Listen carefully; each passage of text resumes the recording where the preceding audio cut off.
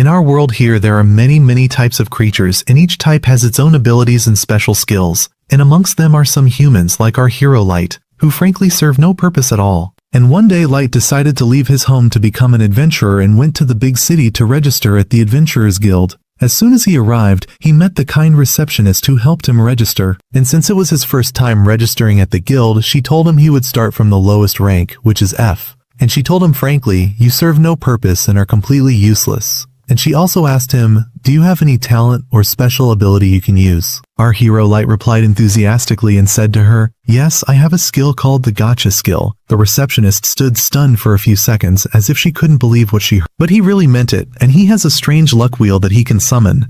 And when he presses it, it gives him a random item each time. He said to her, I'll show you an example so you understand what I mean.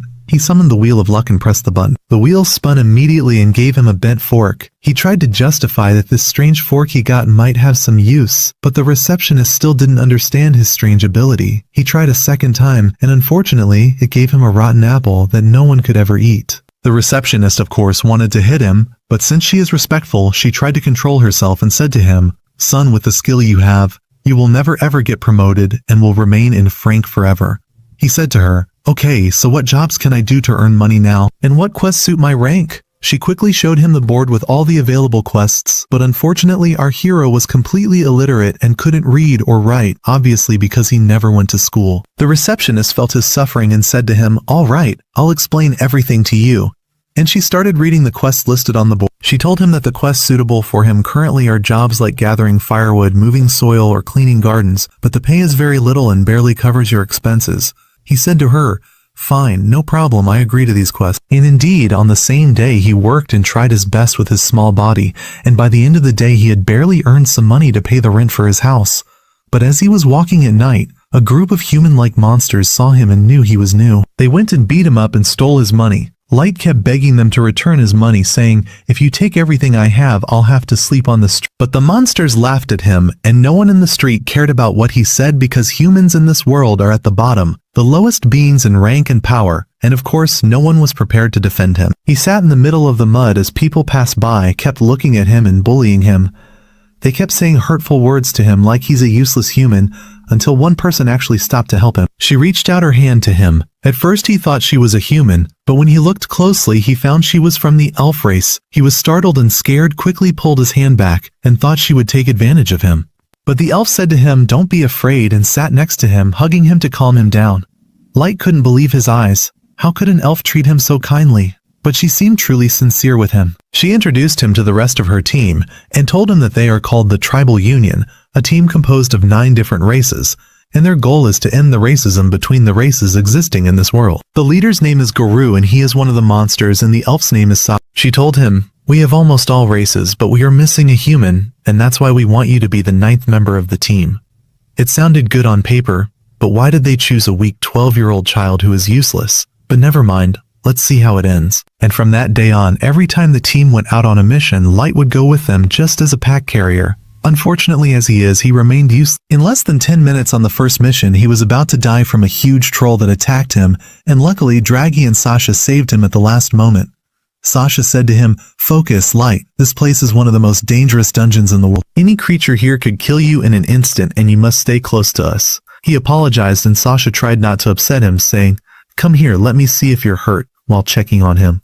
The rest of the team started getting annoyed. Why are you always so affectionate with him? They laughed and left them. After that, they continued their path deep into the dungeon and placed Light in the middle so nothing would happen to him, until they reached a narrow passage. Guru said, this is a suitable place to Light thought they were going to rest, so he put down his backpack and started making tea for everyone. But Draghi said to him, it's not necessary. We're not stopping here to rest. We're stopping here because we've decided to expel you from the team. Oh, the shock was huge for our hero Light. He said to them, are you joking or are you serious?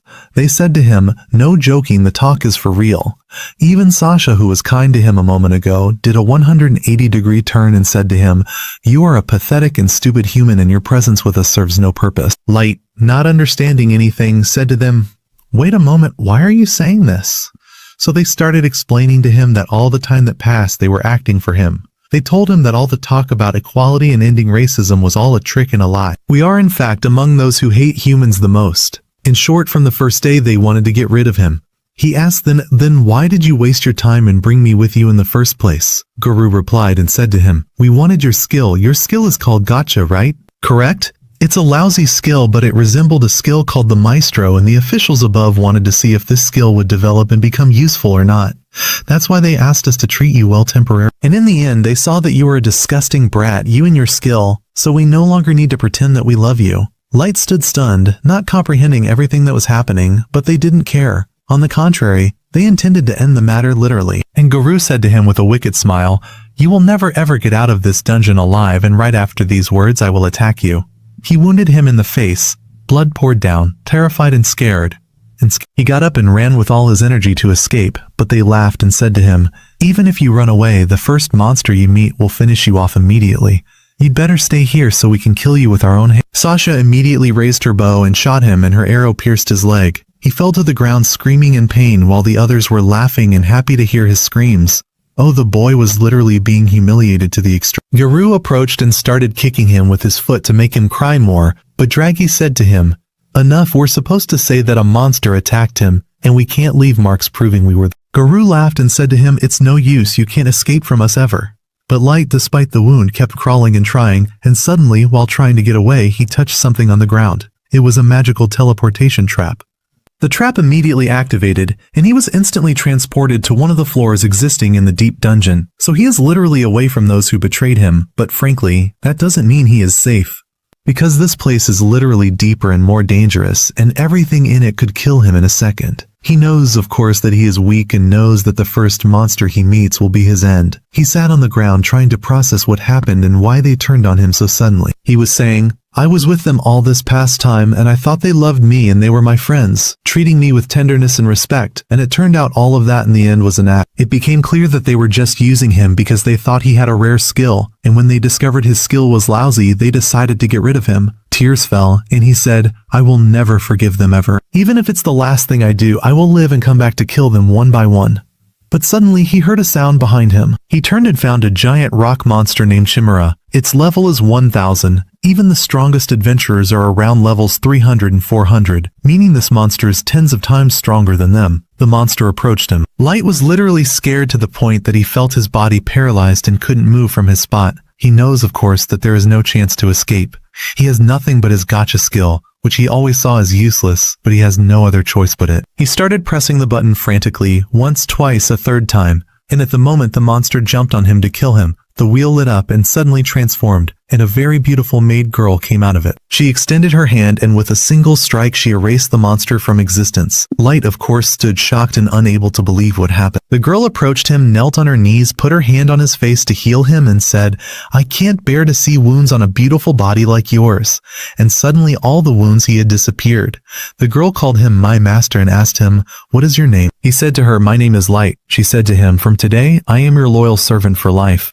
My name is Mai and I am nicknamed the Eternal Seeking Maid. And by the way, this girl's level is over 9000. Mai told him, I am a very rare result from your skill, and my spirit is now linked to you. In short, he made an ultra-legendary pull from the luck wheel he has. Light wasn't comprehending what was happening. He, of course, always thought it was a useless skill, so how did such a powerful being come out of it? Mai said to him, allow me to examine your skills to determine their true power. Mai was surprised to find that she also has the appraisal skill. He said to her, fine, do what you want. She started examining him, and after a while Mai was surprised and said to him, your skill is protected by many layers of magic, and only people of my level can see and know its truth. From what I see, you can use this skill an infinite number of times, and the prizes that come out of it depend on the concentration of mana in the place. She told him that the prize grades start from normal up to an ultra pull. He, of course, didn't understand what she was saying. Mai started explaining to him and said, the mana that exists in the air and everywhere on the Earth's surface is very weak, which is why your chance of pulling something strong from this wheel of luck is very weak. But in the depths of this dungeon, the mana here is very strong, so the chance of success increases thousands of times. And this, of course, is the reason why Mai came out for him in the ultra pull. And she said to him, you came down here intentionally to activate your true power? But he shook his head and said to her, I was deceived. The people I thought were my friends betrayed me, hurt me, threw me away. And he practically sang her the story of his life. He told her that all he wanted was to live a good life for his family, but they tried to kill him because he is a human and from the human race. He shouted, I will never forgive them as long as I live. Mai immediately hugged him and said, I understand your pain. I may not be able to feel it, but I can make you feel comfort as long as you are with me. And she said to him, give me the order and I will cut off their heads and finish them all in an instant. Light immediately stood up and said to her, no, don't kill them. She said to him, why? These people don't deserve mercy. He said to her, I don't want you to kill them, not because I'm kind, but because I will take revenge with my own hands. He said to her, I was weak and deceived. Next time I will be strong enough so that this doesn't happen again. Mai smiled and said to him, okay sir, no problem at all. If you want to become strong like that, I will help you with all my strength, and I will make you the person who can get his rights by himself. Good for you, Mai. And wow, our hero Light, folks, will transform from a lousy kid and will possess a legendary and very awesome skill. We continue our story and learn that after 3 years, in the middle of the dungeon where Light was, he used his gacha skill to build a complete empire. He summoned a full army of powerful servants who were literally obsessed with him and loved him very much. We see that every female servant is literally in love with Light, saying they must have used up all their luck just to be close to him. One of them even added that she herself wanted to hug him, and literally all the female servants were out of control. Later, Light goes out to greet his people. Everyone literally loves him and wants to offer him the best food. If some people are short on supplies, Light is a kind leader and sits to report to the administration. Mai is following everything and wants to solve any problem immediately so that Light's image doesn't look bad. After that, Light noticed that the population had increased a lot over 3 years, so he might review and adjust the entire system anew. Then Light asked about his top warriors, whom he had summoned, of course, through his special gacha magic. They are all from rare cards of level 9999, whom he had summoned before. Mai told him that each one is currently on a mission. She tells him that Ayuki is scouting the upper part of the dungeon and making maps of the forests surrounding the dungeon, which are full of monsters and shouldn't be trusted. She's a genius tamer, and Yaoi is working on developing new magic as part of Light's grand plan. Of course, Light is busy with many things back to back, so he hopes Yaoi doesn't get confused by the great pressure on her. Light thanked Mai, telling her he is grateful for all the help, but he noticed she didn't mention Nazuna, so he was surprised and asked her what she's been doing these days. Mai laughed and told him that Nazuna is currently walking around the palace, not because they need extra security, but frankly because she is very stupid and doesn't know how to do anything except fight. In the palace, Nazuna is walking happily without a clear goal, but as long as she doesn't cause trouble, no one says anything to her. We return to Light after that. It's time for his daily training. He went to meet one of his powerful servants named Jack. Even though he has a huge army to protect him, he still wants to become strong enough to rely on himself. We learn that Light has been training with Jack for 3 years and can indeed fight him as an equal. On the other hand, Nazuna is still walking around the palace until she saw some servants sweeping. She told them she was on a very secret mission, so they started praising her, saying she was doing an excellent job. They were complimenting her because they wanted a favor from her. The fool Nazuna fell into the trap as usual. They told her about a special place they wanted her to go to as part of her patrol, and she immediately agreed. This special place is Light's room. After a while she went to knock on Light's room door, but the one who opened was Mai. Mai was surprised why Nazuna came to Light's room. Nazuna said she wanted to search inside. Mai said the room is well secured, but Nazuna said, since Light is training outside, what are you doing in his room? Mai replied, a skilled maid is never idle, but Nazuna ignored her and entered. She noticed that someone had just been tossing and turning on the bed, messing up the pillows and was busy smelling them. Mai was very annoyed and said, this is my special way of making beds, it's a trade secret and it's none of your business. Nazuna believed her and was impressed, saying to Mai, you are worthy of your status as the first summoned. Then she handed her a letter from the other maids, who were of course upset about Mai monopolizing Light's room. They wanted to enter his room themselves to clean it. Nazuna asked Mai, do you want me to help you with something? Mai understood the message very well and gave Nazuna a small reward and made her leave. Nazuna went to buy sweets with the reward. After that, she met Ayuki on the terrace. Nazuna was surprised and said, weren't you on a reconnaissance mission? But Ayuki was mumbling and wasn't understandable at all. Nazuna thought she was saying, destroy the entire forest, and she was indeed about to do so until Ayuki was forced to speak normally, and told her she was just bringing a part of the finished map. Nazuna laughed and said, well, you should have said so from the beginning, took the map from her and continued her tour. Later she entered the throne room, and when she found the place empty she seized the opportunity, went and sat on Light's throne, and started snuggling into it. She began to pamper herself, thinking that Light missed her, and she hadn't seen him today. Suddenly she heard a loud cracking sound and discovered she had broken one of the throne's armrests. She got very scared and started fixing it quickly so it would look intact, but of course she just stuck it back anyhow and ran out scared and terrified. Outside the palace, Light and Jack finished their training and decided to go to the bathhouse to relax. Jack told him he had become excellent at controlling his body, and his level was now higher than many fighters. But he warned him not to be overconfident because they don't know what might await them if they leave the dungeon. Light said, "I understand your words well, and I won't let the power control me, so when the time for revenge comes, I won't mess things up." At the same time, Mei gathered the 4 maids who sent the letter and started yelling at them saying, "You know why I brought you here?" They tried to deny it, but she had memorized the letter word for word, and Nazuna had literally told her everything, so they had no escape. They started apologizing, saying they did it just to lessen her burden. But Mei was very angry, especially since they made Nazuna deliver the letter instead of them. She told them their request was denied, and as punishment she would make them clean the entire corridor leading to the throne room with their own hands, and without magic of course. They were shocked and told her the task was impossible, but Mei said, "This is a chance for you to practice patience."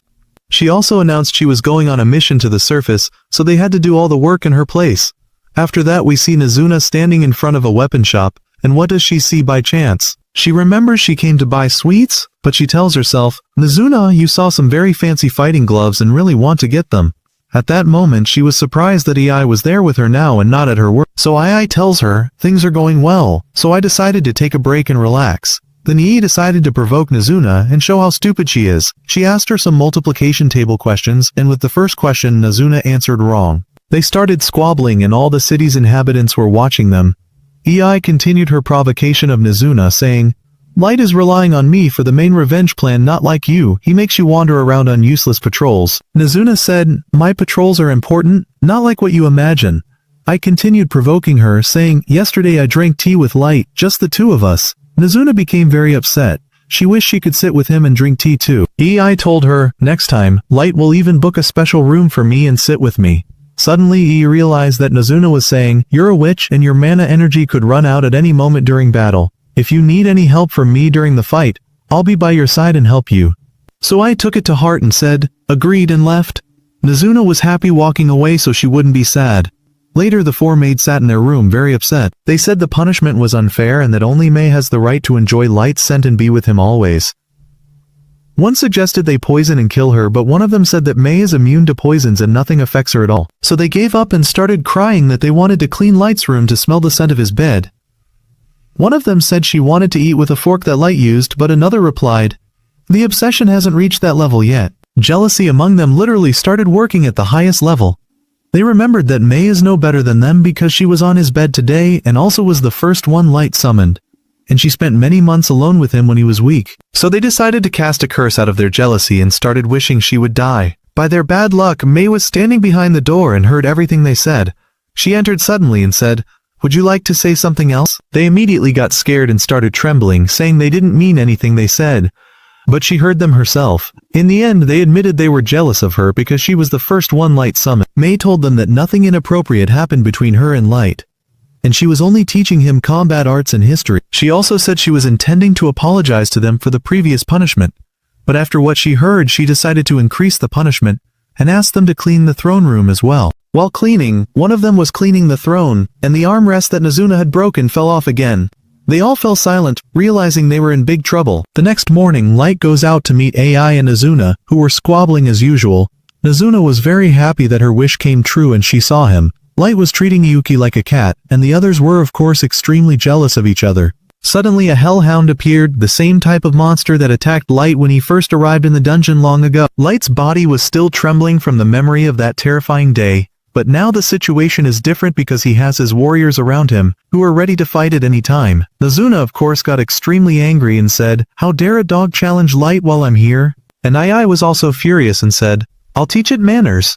And Yuki was also upset and decided to kill it and wipe its entire species from existence. They looked at the monster and said, "Get ready for our level 9999 power." They were just about to finish it off, but Light calmly stopped them and said, "I'm fine now." They immediately listened to him and stepped back. After that, Light apologized to the monster for scaring it and said, "If I had let them at you, they would have literally erased you from existence." Then Light told them the reason he gathered them, which was of course after he received word that Mei's mission was successful and it was time to execute the plan. The prey took the bait and it's time to execute the second step. The other girls are very jealous of Mei because she knows everything and has surpassed them in preparing the plan, but at the same time they are also extremely excited. Light told them, the time for revenge has now come, for which he has been preparing for 3 years. Garo was walking with his followers in the middle of the city. Since he is their hero, everyone there was overjoyed, praising and glorifying him as if he were the king, to the point where one of the monsters behind him called out and said to him, "If you want to marry my sister, I agree." But Garo didn't pay him any mind and walked away as if he hadn't heard anything, of course because he currently isn't free, nor are girls on his mind. At that moment, he saw a small human boy who looked very miserable, searching through the garbage for any food to satisfy his hunger. The boy wasn't close to him at all, but Garo, instead of ignoring him, turned towards him on purpose, went and kicked him, knocking him to the ground, and kept bullying him just for amusement and simply to humiliate. After that, he gathered his pathetic gang and entered a private room so his followers could start applauding him, glorifying him, and kept praising him and even singing a song in his name as is their habit. All of them were trying to please him to gain his favor since he is their great hero. One of them started saying, "Wow, Garo, you are a miracle. You came from a poor neighborhood of monsters and became the closest one now to being the new leader." Another said, "Even the current leader acknowledges your strength here." Then they asked him, "Tell us how you reached this position so quickly." Garo puffed up with pride and said to them, "All I do is follow my animal instinct, and it always chooses the best jobs for me. Like that time 3 years ago, I got a very good deal. All that was required of me was to pretend to be from the race unification group and eliminate one human they suspected of having a mysterious power." With complete coldness, he continued his talk. "I didn't even check if he died or not, but with his weakness, it's impossible for him to be alive after what happened to him. So it's better we forget about that kid completely." Suddenly, the door opened and a girl who looked very elegant entered. This girl was Mai. She entered the room and asked in a calm voice, "Are you Garo? I want to ask you about someone named Light." His men immediately shouted at her, "How dare you speak in that manner with him?" But Garo raised his hand and said to them, "Leave her. I just want to know what she wants." Mai said, "I am the maid of Master Light, and I've come from a distant land searching for him everywhere." She told him that Master Light is from a large and very noble family, and that she has been in his service for a long time. Garo looked at her suspiciously and thought to himself, "This doesn't make sense to me, because the people who hired me for that mission did a full search on him, and it never came up that he was from a noble family, nor did he say that but this girl really looks like a maid from a wealthy family." He smiled and said to her, "Okay, what exactly do you want from me?" Mai said, "I received news that Master Light died in the dungeon about 3 years ago, and I want you to take me to the place where he died so I can pay my respects, and I'll give you pure gold in return." Garo sensed something fishy in this talk and that something was wrong. Why would a girl pay so much gold to go to an old place? There must be a trap, but when he looked at her again and saw that she was just a normal, weak human, he laughed and thought to himself, "Is this the one who will cause me trouble? She looks very weak." He said aloud, "Okay, I'll help you. Not for the money, but because Light was my friend and I want to help him." Mai smiled deceitfully inside, knowing that everything he said was a lie, but she had to keep playing the role. So she thanked him and said, "I am very grateful to you." After a full month of travel, they finally reached the place where Light had disappeared 3 years ago. But Garo had no intention of honoring the agreement anyway, and he had another plan in mind. As soon as they arrived, he would attack Mai and leave her to die in the same way Light died. As soon as they arrived, Mai knelt on the ground, her tears falling as she imagined the moments when Light was alone, lost and trapped in the darkness of the dungeon. How difficult it must have felt. The despair and helplessness he felt. Garo began his acting, saying, "The poor kid was attacked by a monster suddenly and fell into a teleportation trap before we could catch up with him. At the same time, his men began moving quietly to block the exit so Mai couldn't escape, waiting for the moment to attack. But suddenly, before they could attack her, Mai said in a voice full of anger, "But if I had been with Master Light from the beginning, he wouldn't have been betrayed like that, nor would he have fallen into the hands of scum like you." As soon as Garo heard this sentence, his expression changed and he began to retreat a step back because the thing she said was known only to the people who were in on the plot. "What does she mean, who betrayed Light? How does she know these details?" He shouted, "How do you know that? You look like a spy or a follower of some race." Mai breathed angrily and said, "How dare you compare me to them? I am the maid of Master Light and will remain in his service all my life, and anyone who doubts my loyalty will face the punishment of death." The atmosphere changed suddenly. Garo felt something terrifying inside him. This woman is a normal human, but the aura emanating from her made the hair on his body stand on end. His animal instinct itself was telling him that he must escape immediately. Mai was about to unleash her fury and turn the place into a slaughterhouse, but before she could do so, a calm voice came from behind her and said, "That's enough, Mai. Leave this one, he is my prey." Garo and his men froze in their places. None of them felt anyone approach nor heard any footsteps. When they looked, they found Light standing in front of them. Garo's eyes widened, unable to believe what he was seeing. Impossible.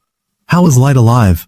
Light looked at him with complete coldness and said, I came back to take my revenge with my own hands, Garo. Garo exploded with laughter then and said, You weakling, I'm now at level 150 and you were at level 15 back then. How could you even touch? He wasn't convinced that Light was truly strong, but in his mind he had a plan.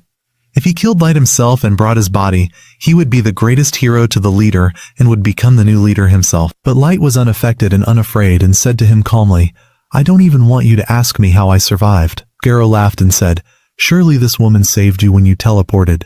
But the strange thing is that was indeed the truth. Garo immediately shouted to his men and demanded that they attack him. Two of them lunged at him with incredible speed, but before they could even reach him, their heads flew from their bodies in a second. His men froze in terror. They couldn't even see my finishing them off. Garo told them to keep their calm and said to himself, This must be a coincidence. It's impossible for her to be this strong. Light looked and said to her calmly, Thank you for intervening, but from here on, I will take care of everything. Guard the exit and don't let anyone escape. Garo tried to keep his composure and said to his men, Don't worry, you fools. We don't lose to a bunch of weak humans. But Light laughed and said to him, The one saying this is the weakest among you. Garo got agitated and said, What nonsense is this? Humans are known to be the weakest creatures. They have no energy or strength like the other races. Light raised his eyebrow and said, Then how come two of your men who were stronger than you have their heads rolling on the ground now? Garo said that must have been a mistake on their part, or laziness and stupidity. In a loud voice he said, Come on, let's get him. They all rushed at once, but Light didn't move from his spot. He closed his eyes and in seconds he was finishing them off one after another with a single blow each. Garo fell to the ground, unable to comprehend what had happened. Light stood over him and said, Is this your strength? You guys are nothing at all. He said to him, You think you're superior to humans. You're not even half of what you claim to be. Garo was dying of rage, so he decided to use his last resort.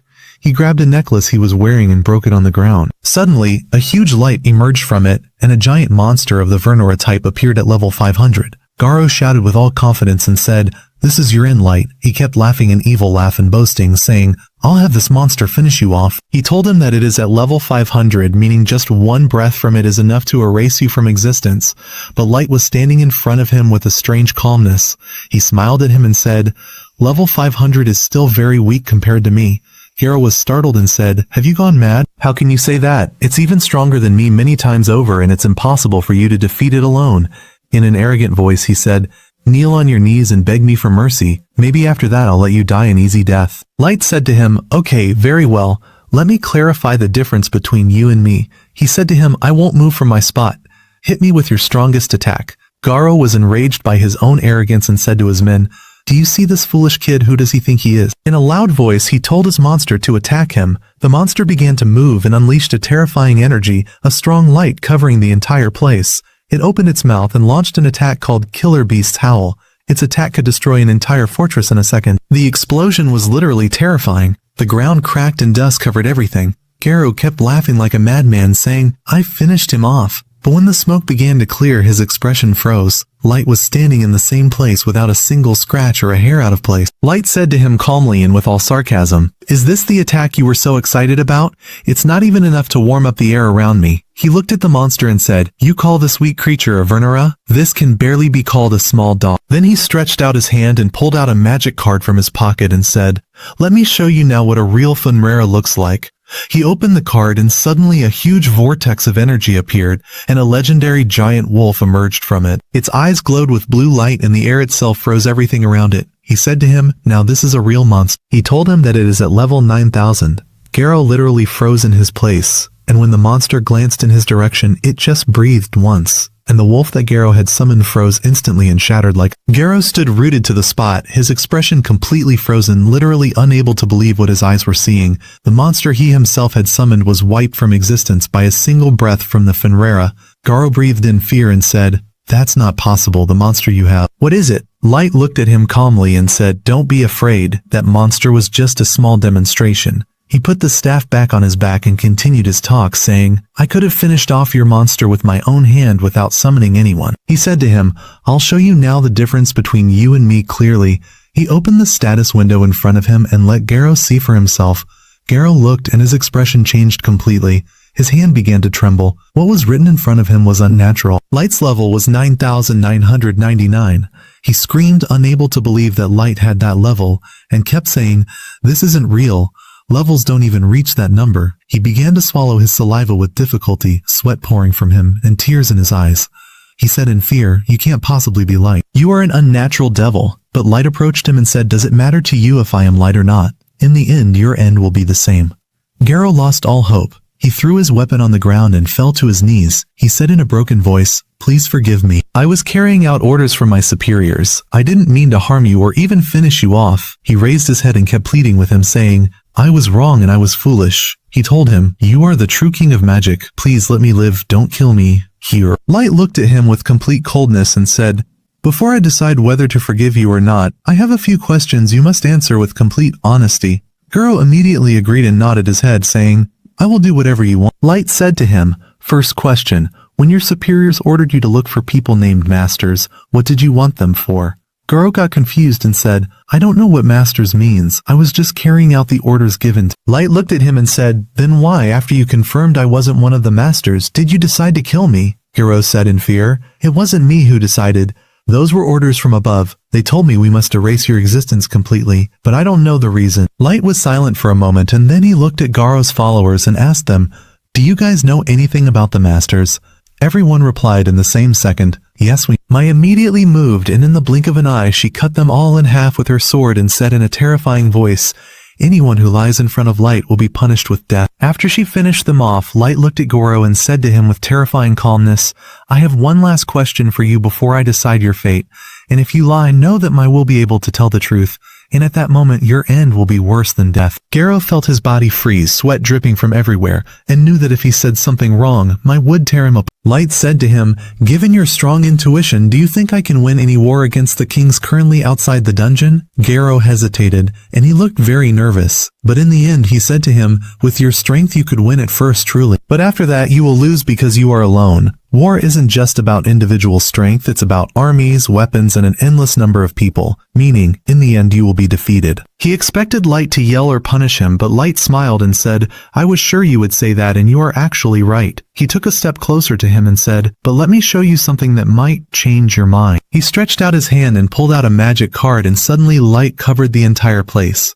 When Garo opened his eyes again, he found himself in a huge throne hall. Its floor was made of marble and its walls of gold, with many, many armies in front of him. Garo was terrified and raised his hand to cover his face, not understanding where he was or what had happened. When he looked closely, he saw Light's real army. Thousands of fighters all standing in rows, their uniforms coordinated, and the aura around them was terrifying. Light walked with steady steps towards the throne, and when he arrived he said to them in a loud voice, "Display your levels." And in that moment all the soldiers revealed their energy.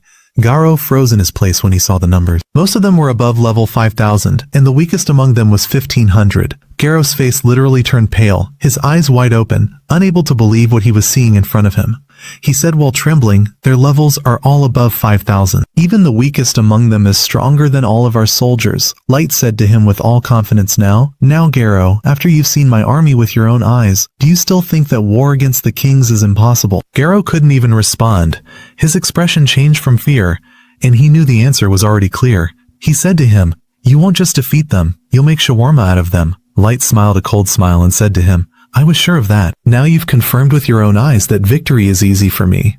He took a step then another closer to him and his voice became heavy, like the echo of a devil, and said to him, "Since you were honest with me, I will reward you for your honesty." Goro nodded his head quickly, and hope appeared on his face. He said, "You'll forgive me, you mean?" Light laughed a light laugh and said to him, "It's impossible for me to forgive you, of course, Garo." He said to him, "I won't kill you because killing you would be a great mercy for you." The laugh disappeared instantly, and the tone of his voice became dark as he continued, saying, "I will let you live, but you will wish for death every moment." And he ordered all his soldiers to prepare to go to the surface. I see Light on his way to his city. He was running enthusiastically towards his home, unable to wait to see his family and siblings after many years. But when he reached the peak of the valley overlooking his village, he found it completely ruined and destroyed. He tried to move forward a little to see more clearly, but the scene was so difficult that he fell to his knees. During his recent absence, the village had been attacked by an unknown force. He spent 6 months searching through the ruins and burying the dead respectfully, saddened that his village was in this state, but he was relieved that he didn't see the corpses of his siblings among the rubble. However, his luck was bad with his father and mother because they were not among the survivors.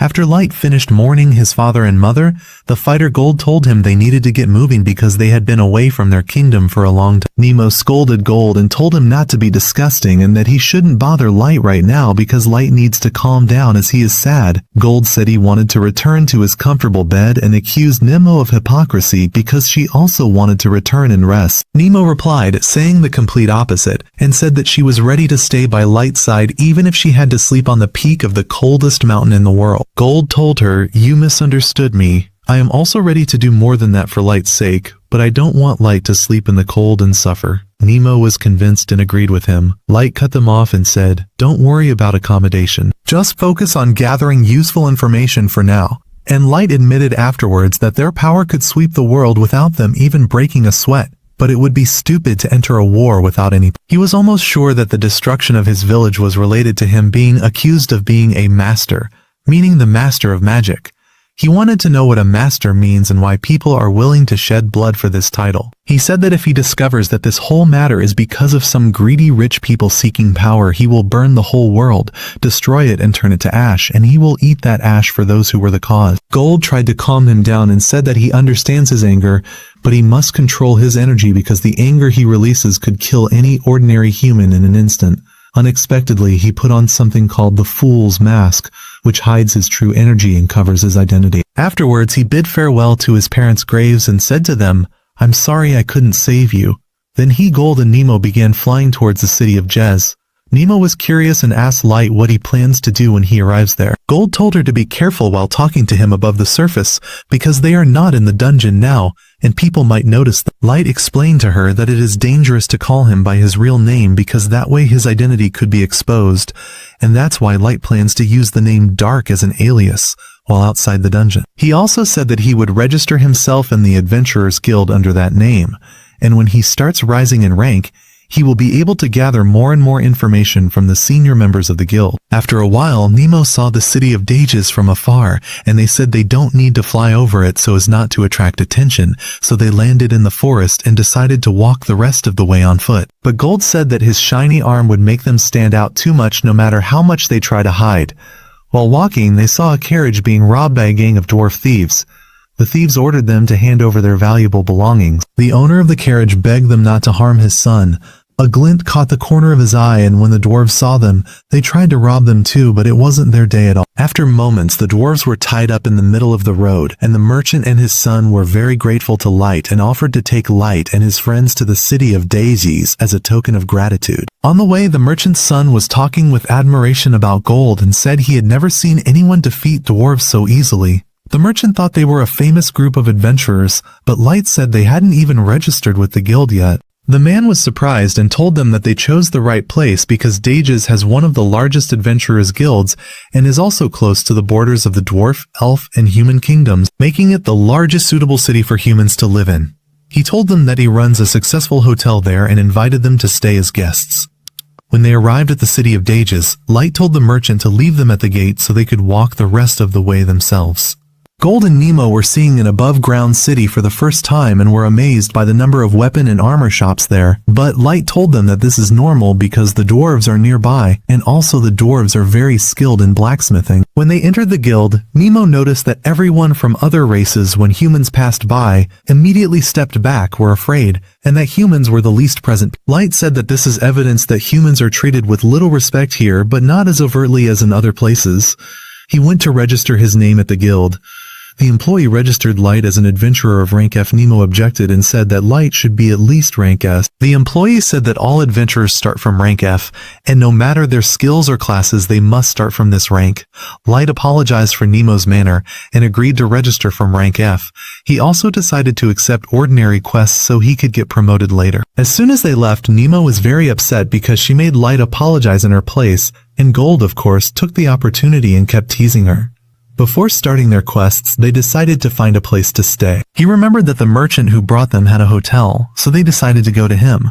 The merchant was surprised when he saw Light and said, "How can I help you, hero?" Light said. "I have a special request. I want to rent the entire top floor of the hotel, and no one is allowed to enter, not even the staff."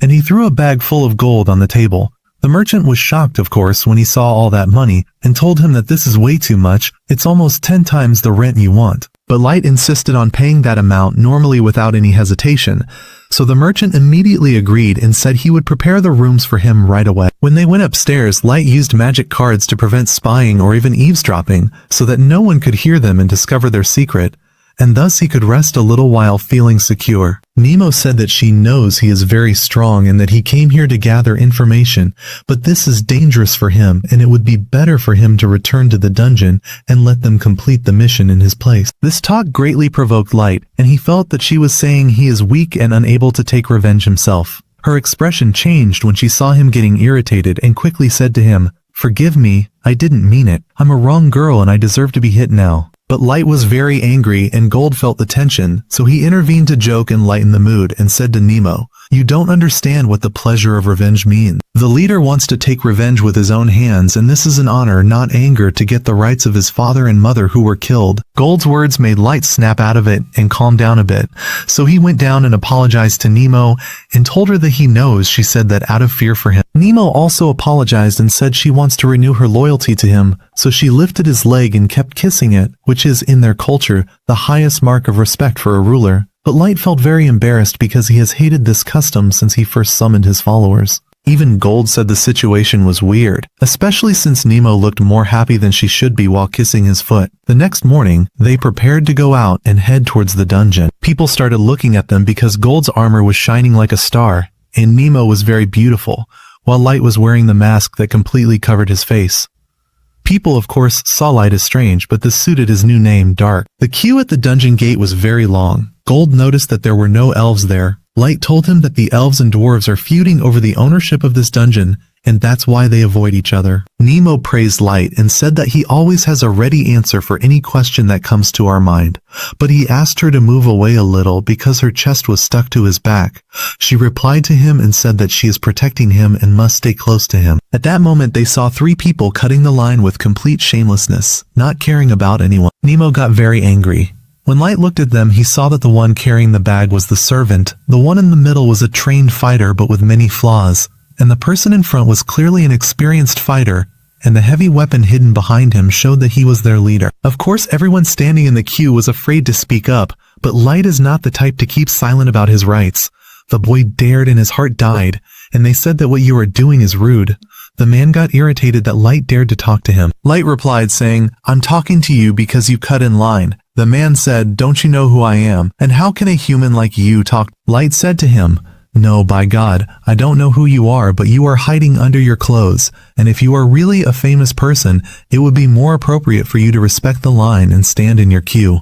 Gold and Nemo supported Light and told him to go to the back of the line. The fighter, whose name is Kito by the way, went crazy and tried to draw his sword, but his assistant, who was in the middle, stopped him and said, "You will cause chaos and ruin our plan, and if you draw your sword, it will cause great destruction." Kito suppressed himself and went to the front of the line, but he approached Light afterwards and threatened him, saying, "You will pay dearly for the embarrassment you caused." The humans around Light praised him for standing up to them and told him that they are tired of being treated as if we don't exist, and thanked him for speaking against discrimination. One of the beginners came to thank him and said, "We were afraid to start a fight, we're not up to it." Light said to them, "No need for thanks. Any normal person would have done the same." One of the beginners asked loudly, "Is Gold's armor really made of gold?" His friend scolded him, but he was insistent on knowing because he knew that those who scolded him also wanted to know if the armor was gold or not. Gold was about to answer, but Nemo cut him off and said, "This is definitely not gold. Gold is soft and cannot be used for armor." The beginners apologized for their friend's curiosity. Gold laughed and said to them, "This gold color is the most suitable for a shining knight like me." The beginners asked them afterwards if this was their first time entering the dungeon. Light said to them, "Yes," and asked them how they knew. They told him, "Because you don't have camping gear, which means it's your first time." After moments, the guard called their turn. The beginners said goodbye to them and entered. When Light's group entered, he said to himself, "Maybe we need to get some fancy bags so we don't look too much like beginners." When they entered inside, this was the first dungeon Light had entered since the incident. The dungeon is full of mana energy, and the deeper you go down into it, the stronger it becomes, and this creates new and strong monsters and traps. Light used an invisibility spell so that the enemies wouldn't know their location, and they all flew toward the second floor. At the same time, the elf Kido, who had argued with him above, was venting his anger on some giant frogs, shouting and being extremely upset, saying, "How dare a human talk to me like that?" He said that he is a legendary hero from the elf kingdom, and that he has the power of the master in his blood, and that's why he deserves respect. He said that his level is 1500, and that this is not enough, and he wants to become stronger to destroy all those who mocked him. The world with him said that he understands and said that he will use his research to help him increase his power more. Meanwhile, Light and his friends reached the third floor after finishing off a group of huge orcs and said, "That's enough. We have enough evidence for the guild." Also, he was completely dirty and wanted to bathe. As soon as Nemo heard the word bath, she said to him enthusiastically, "Leave it to me, I will take care of you and guide you to the shower perfectly." But Light didn't care about her words and felt that she is a silly, foolish girl who says anything. While they were flying on their way, they saw the beginners who were before them at the gate, trapped by a group of goblins, but they tried to encourage themselves and actually managed to finish them off. Light went to them and began to praise them in their strength. Suddenly, they heard a commotion coming from the forest. A group of wolves started running towards them. The beginner said, "Let's run away quickly. We won't be able to fight them." But Light said to them, "The wolves are not the problem. What's coming after them is the real danger." At that moment, he looked ahead, and when he saw what was coming out of the forest, it was a huge four-legged insect, a killer creature known as the Mantis the Mighty. So I wonder, what does this insect intend to do with Light and the beginners? And of course the answer is known, that Light can crush it very easily, but let's continue our story and see Light and his friends return to the guild again to hand over the monster gems they collected. We see Nemo here arguing with the employee and saying to her, "It's not fair that my Master Dark remains in this rank. He should be promoted to a higher rank." The employee says to her, "Well, make me do it now. These are our rules and we can't violate them." She tells her, "We made an exception and promoted him from rank F to rank D, and we can't do more than that." Nemo says to her, "This rank is not worthy of my master at all. He should be promoted directly to rank S." The employee says to her, to get ranks, he must perform a heroic or legendary feat to be promoted. Light is here confused and doesn't understand what a heroic or legendary feat means. When he returns to the inn, he has the mission that, if he completes it, he will be promoted to rank S. The mission is that he must kill the adventurer killer. Gold tells him that this mission is more than enough for a promotion, but Nemo says to him, "We don't have any information about this killer yet to know his whereabouts." They suggest to Light that he use a search card to locate him, but Light says to them, "The card skill is a random skill, and I can't choose which card I summon." Nemo says to him, "What if we summon reinforcements from the abyss so we can find his location?" But Light starts thinking about the killer and says, "Why is he only targeting humans?" Suddenly Light feels that someone broke the barrier and is sneaking up on them. He sees a magic gate opening and Mia falls from it. He immediately grabs her and is surprised that the bracelet he gave her as a gift is broken and fell to the ground. After that, they place her on the bed and hear her saying, "We have to run now and inform Master Dark." Of course, Light doesn't understand what she's saying, so he starts using a healing spell on her to treat her. After healing her, he uses a hypnotic magnetism skill to be able to control her mind and learn about the events that happened to her. We learn that when Mia and her friends were in the abyss, a group of adventurers came to them and warned them that they must leave immediately because there is a ruthless killer who specifically targets killing humans. They tell them that he is very dangerous, his power is great, and no one has been able to stop him so far. After the adventurers warn them, they leave them and go away. At that moment, Mia and her friends decide to escape immediately before nightfall, so the killer doesn't appear and finish them off. And indeed they start moving, but they walk for a very long time, and after a while they feel tired and night falls upon them. So they decide to camp for the night and continue their journey in the morning. But by coincidence, Keith and his assistant come to them, and they are of course the ruthless killers who eliminate humans. The first time Mia and her friends see them, they immediately warn them with good intentions and say to them, "Be careful, you must move from here immediately." Keith says to them, "What exactly is the problem?" They say to him, "There is a ruthless killer who kills humans. But we told you to warn you because he might be targeting you." Keith's assistant says to him, "We should have been more cautious. This matter shouldn't spread too much among the adventurers. It's clear the Adventurers Guild has tightened its grip lately and can find out anything quickly." Their leader, Olu, says, "What are you talking about? I don't understand from your words." Keith says to him, "We are the ruthless killers who eliminate humans." Keith draws his sword and says to them, You are the last of the vermin to be killed right now immediately. Of course they are all scared and terrified and ask Mia to escape alone. They tell her, we will keep him busy until you escape. At that moment Alu decides to attack Keith. Keith feels that this boy Alu is underestimating him, so he immediately gives him a slash with his sword, cutting open his stomach. Of course, when his friends see him fall to the ground bleeding, they rush to attack Keith, but Keith gives them their share too, and each one of them receives a powerful blow. But Rowdy immediately stands up and calls out to Mia, run away now. At that moment, his friend stands with him to help him, and the two of them rush to attack. But Mia calls out to them and says, come back, you can't defeat. At that moment, Keith gets angry because they decided to challenge him anyway, but his assistant calls out to him and says, don't kill them, I want them alive for my experiments. But Keith doesn't listen to him and delivers a powerful blow to each one, finishing them off. The assistant yells at him, why did you kill them?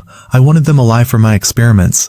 Keith says to him, I got too angry because they wanted to challenge me. Besides, it doesn't matter that they died, we still have one alive who hasn't died yet. And he approaches her. Keith decides to assault her, but his assistant says to him, enough, call me so I can start my experiments on her. He keeps boasting about himself and says to Mia, you have the honor that one of the elves assaults you, and you should be happy with something like this. Mia, of course, is very scared and terrified and doesn't know how to react. But suddenly her brother Alu stands up again and calls out to Mia, run away, I'm here to protect. Immediately, Keith's assistant is happy that Alu isn't dead and is still alive, and he asks Keith not to kill him because his experiments will be ruined. And Alu here looks at them smiling and tries to reassure her, saying, I will know how to deal with him. The most important thing now is for you to run away immediately. And indeed, she decides to listen to him and starts running. Keith's assistant says to him, catch her before she goes and reports to the guild and we get exposed. He says, killing these roaches is easier than catching them. He decides to run after her to catch her, but Alu calls out to him and says, where are you going, man Keith? I am your opponent now, and I won't let you catch my sister. He remembers the advice that Gold gave him when he told him that the shield is for fighting and for defending with it. Alu loves to apply the advice he receives, so he throws his sword at him to distract him and immediately runs towards him. With the shield in his hand, he delivers a very strong blow to his face, knocking him to the ground. Of course, this shield blow enrages Keith immensely and makes him literally hate himself. Alu keeps laughing because his plan succeeded and he managed to hit him. But Keith immediately uses his legendary sword and delivers a magical slash that pierces through his body. He keeps yelling at him, how dare a lowly human like you lay a hand on a great being like me? But Alu still has some life left in him, and Keith goes to finish him off, but his assistant intervenes and says, I kiss your brain, man, leave him alone. I told you I need him for my experiments. He says to him, go catch Mia now immediately before she escapes and reports to the guild and exposes us.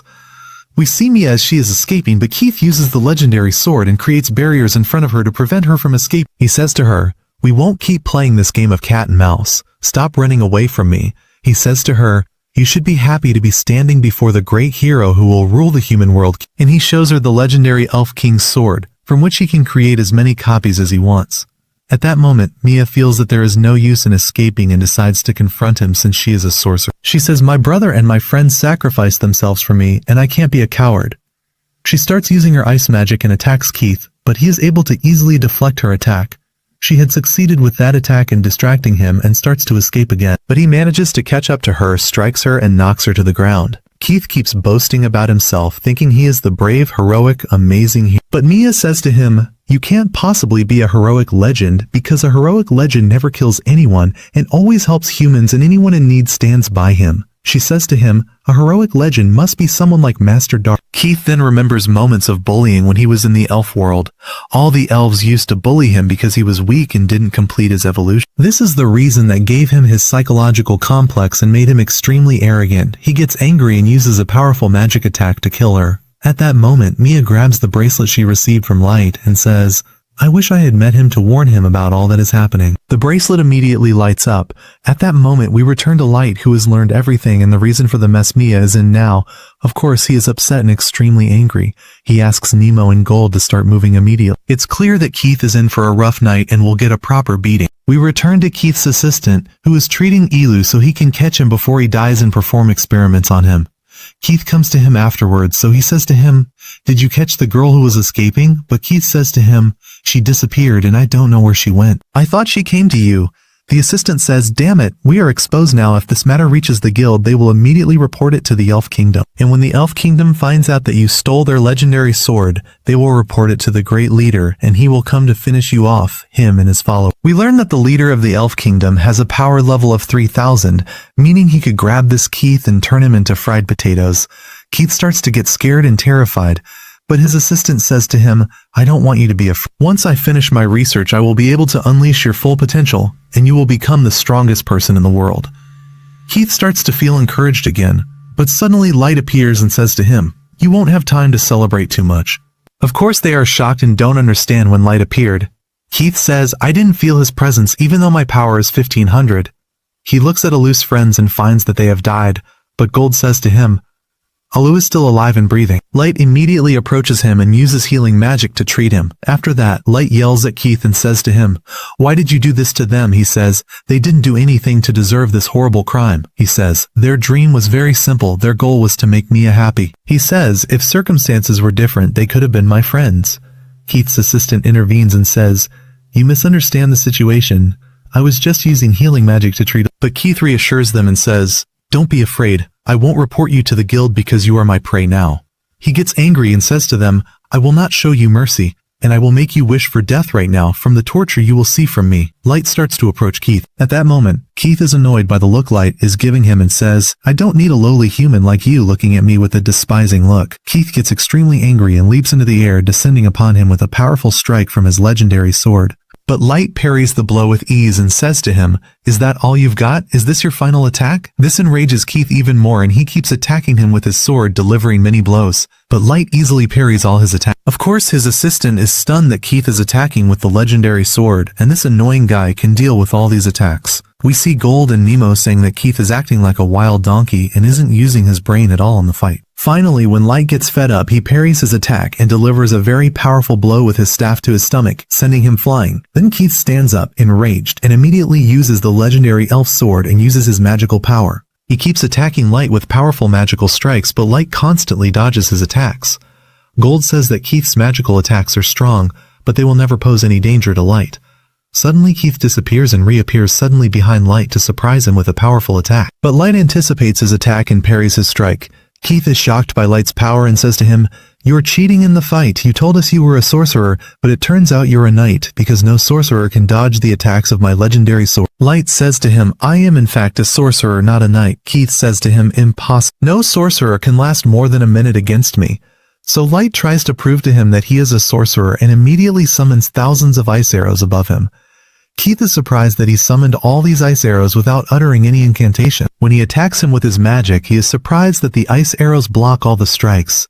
And when Keith changes the direction of his magic, he is surprised that the ice arrows have formed a complete shield around Light to protect him from any attack in any direction. Keith says what is happening is not natural at all. It is written that I should be the heroic legend, and I shouldn't struggle at all against a small kid like Light. He says, "I now hold the legendary elf sword, which once belonged to the Elf King." Keith is first surprised when he learns that he possesses the sword of the Elf King. He says to him, "Do you know who the Elf King is?" Keith says, "Then you must mean me, because I now possess half of his power within me. So tell me, what is the story of the Elf King?" What is the story of the Light asking Kaito if he truly knows the King of the Thousand. Kaito tells him that he is from his lineage and carries his blood in power, meaning you could simply say he is his assistant. Kaito continues to pressure Light, telling him that he is not trash like him and that his blood is from the lineage of the King of the Thousand. When Light learns that Kaito knows the legendary leader of the Thousand, he tells Gold and Nemo to finish this battle quickly to capture them and take them to their prison, because he wants to know a lot of information about the King of the Thousand from Kaito. Then Nemo and Gold stand in front of Kaito's assistant, who says to them, "What's up guys, you scared me. But anyway, I'm not into problems or fights. I'm just a researcher and I'm not involved in anything.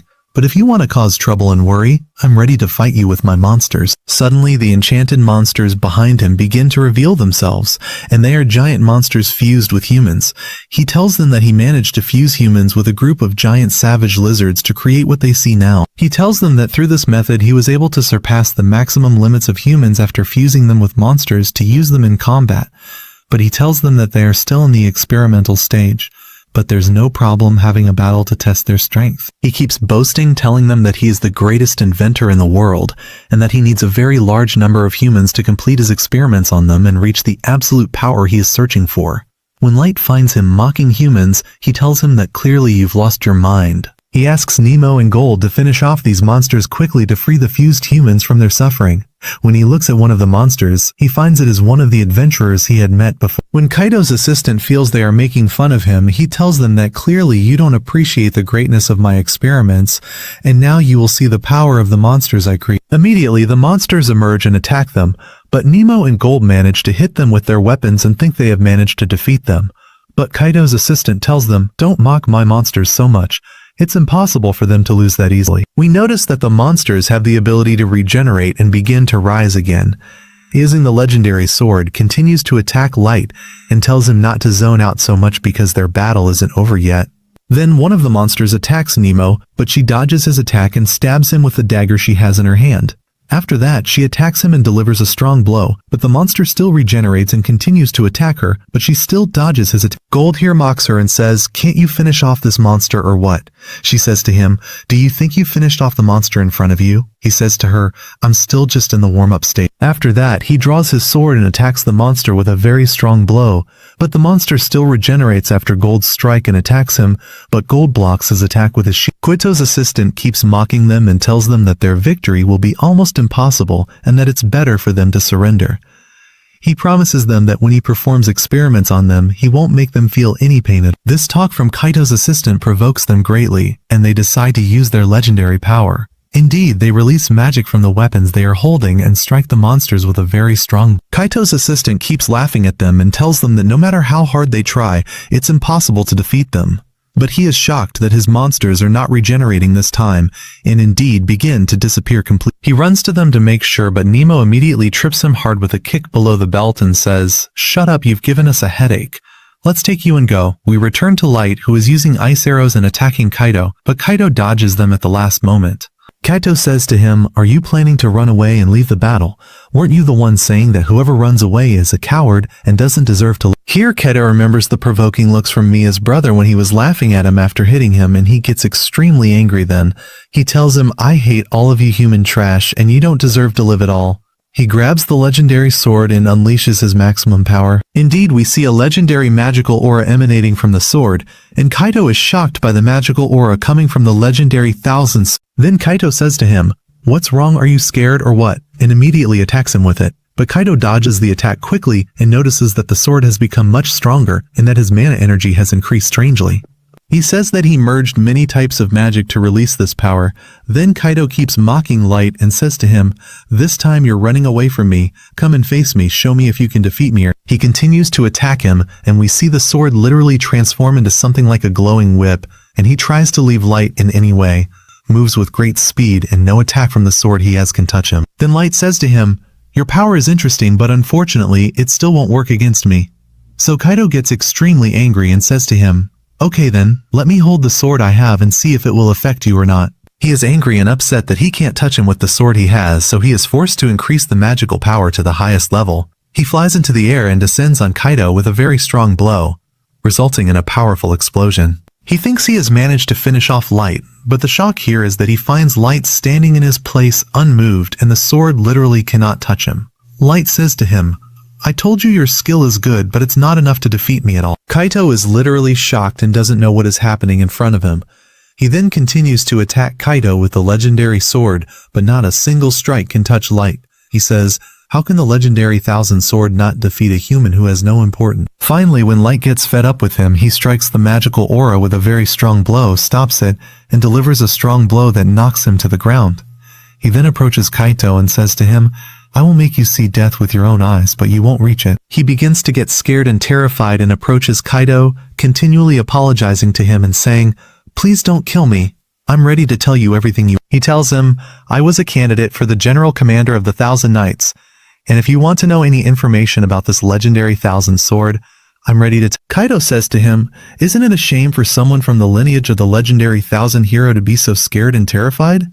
You think about running away and leaving the battle? You should never surrender no matter the result and keep fighting until you die." He tells him, "My friends Ya, Gimra, and Clay are much braver than you because they didn't surrender and kept fighting with you until they died." He reveals his face and says to him, Get up and fight me to the last breath, and don't be a coward. But Kaito is very scared and terrified and says, it's impossible for this to be a human. Immediately he says, screw you, and tries to escape quickly, but Kaito immediately uses a magical skill and strikes his leg, knocking him to the ground. After that, he approaches him and says, you can't possibly be a legendary hero, you're just trash, exactly as I told you. After that, he approaches the grave of Gimmer and Rody and decides to bury them.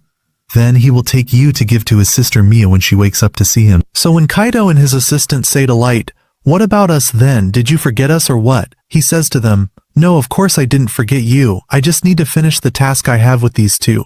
And after that, I will take you to my prison because I have many questions for you. After that, he uses the instant transmission skill and takes them to his prison. When Kaito first opens his eyes, he says, where are we exactly? He is surprised to find themselves in the deepest and most dangerous prison in the world. He says that this prison is far from Daga City, and how did we reach it so quickly? Light's female assistants begin to welcome him because he is their monster and he hasn't come for a while. They ask him about the two he brought with him and say, who are these? He tells them that these are guilty people who killed and tortured a very large number of humans, and he brought them here to settle his account with them. When Light's assistants learn that they are guilty and also bothered their leader Light, they get extremely angry. Each one begins to threaten them. One says, I will cut you with my sword, and another says, I will use my magic to completely destroy you. They literally threaten them and want to make shawarma out of them. Koto and his assistant are literally terrified and will do it to themselves until Light intervenes and calms them down because they are extremely angry. He tells them, I want to get information from them first. After that, do whatever you want with them. So they become even more scared than before, and each one of them starts blaming the Kaito then says to him that the researcher tricked me and told me he would release my power. The researcher says to him that Kaito was blackmailing me and was exploiting me, and I didn't even know him originally. Light says to them, no matter what you do, I can never forgive you at all because you are calling humans insects and killing them without any mercy. Just be patient with me. I will finish the task I have and return to you later. Mia opens her eyes and finds Light in front of her. She says, where am I? He tells her, you are now in my house, and reassures her that she is okay. He tells her that her brother, thank God we saved him and he is recovered. When she asks him about Gimera and Rody, he gives her locks of their hair, and she then knows that they died, of course. Mia cannot control herself and keeps crying, so he feels sad and leaves her, walking away upset with himself. He says, meaning after I obtained this great power, I still failed to save my friends. After that, he returns to the guild, and the guild learns that he completed the required mission. Then they agree to promote him to rank C. After that, we return to Mia and her brother Yu, who is now recovered, and they begin to thank Light and his friends. Yu says to him, I am very grateful that you helped us for the second time. Light is surprised when he learns that they will no longer be adventurers and will return to their village, and this is of course after their friends died. So Light says to them, meaning you don't intend to join any other party? Mia says, no party anymore, no party at all. We're done, thank you, sir. He says to her, well, what about the magic school you wanted to join? She says to him, I will continue studying from my city until God makes it easy then. She thanks Light after that and says, I am confident we will meet again. As they are leaving, Light looks at them feeling very sad, so Gold says to him, I don't want you to be sad, they will surely achieve their dream one. Light says to Gold, after I finish my revenge and reveal myself, then I will go to them again, take them and we will go visit our friends who died. After that, he returns again and says to the assistants, what did you do? Did you interrogate them or not yet?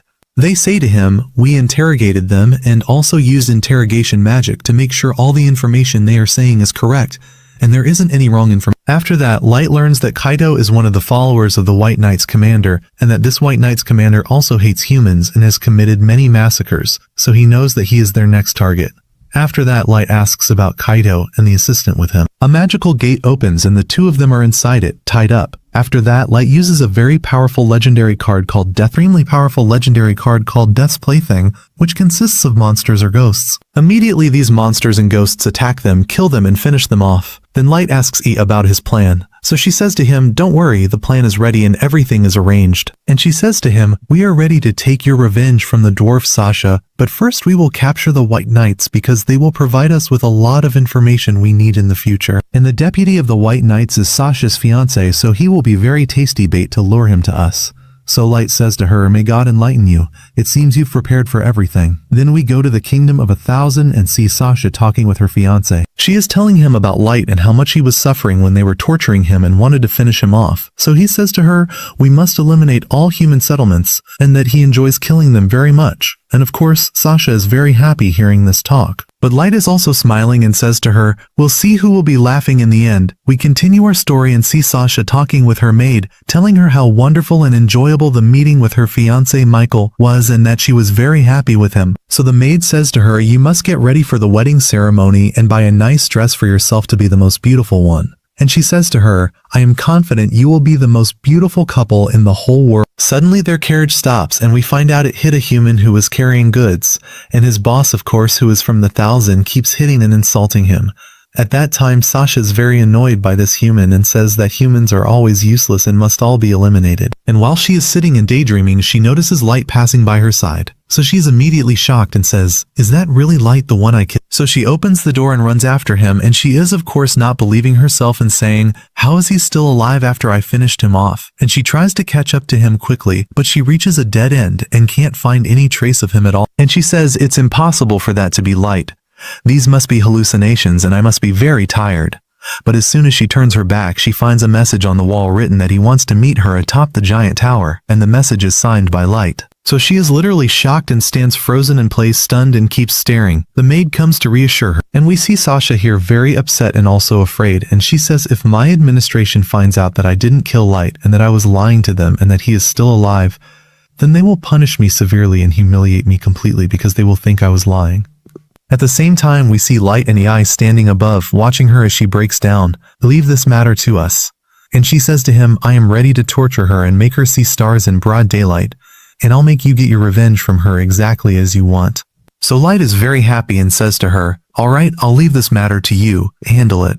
Then we go to the palace of the White Knights and see two of the knights tying a human to a tree and stabbing him with knives, literally torturing. And of course they keep mocking humans, bullying them, and saying, "We enjoy torturing them, even if they are brothers, because we are better than them." And there is one of the White Knights who is literally perverted and always doesn't like to kill human girls, so they start arguing with each other until their commander yells at them, and they then feel a strong magical aura, and he says to them this is not the time for playing and joking, and immediately asks them to finish off the human they are torturing.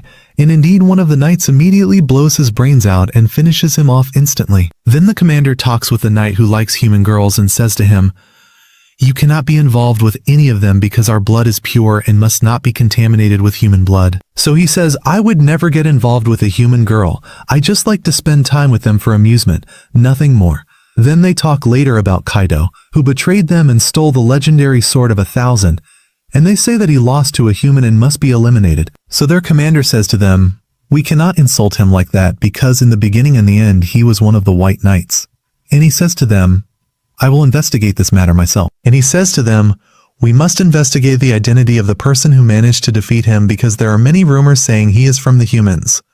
Then we go to Sasha, who is sleeping, and suddenly she hears a loud noise. Suddenly, we find a huge giant tower starting to emerge from the middle of the forest, and we find the assistant, Ichika, standing atop the tower and saying that everything is now ready for revenge. Sasha goes towards the window, and as soon as she looks, she is shocked by this giant tower, and she immediately remembers Light's message asking her to meet him atop the tower's summit. Then we go to a carriage driver from the 1000 race, with a group of child hostages with him. Suddenly he is shocked when a huge monster from the forest comes out at him, and he says, "How did this monster get here?" And he doesn't understand anything, so he gets scared and runs away. And the monster then approaches the children, and God knows best if it will eat them or what it will do to them. And the carriage owner goes to his guild and keeps talking with his colleagues, and they are surprised, saying, "Did the forest bring the monsters here?" And we find out that because of the giant tower that Light built, all the monsters fled the forest and gathered in places close to them. And we find the guild posting a new mission, and its goal is to explore this strange giant tower that no one knows anything about and how it appeared so suddenly. Light is of course standing and watching them all talking about the giant tower, and he is the one who plans something like this to attract attention to him. Suddenly, a group of the 1000 notice Nemo and are very impressed with her, so they go and say to her, "What do you think about going out with us today or joining our team?" So she says to them, "I won't join you." And she says to them, "I am here in the service of Lord Dark." Then Light says to them, "As you heard, then rely on God and don't annoy us any more than this." So they get angry. How dare a human talk to us in this manner? And one of them decides to attack him. So immediately Light uses a lightning spell and knocks them to the ground. Immediately they get scared and say, "How can he use magic without saying its incantation?"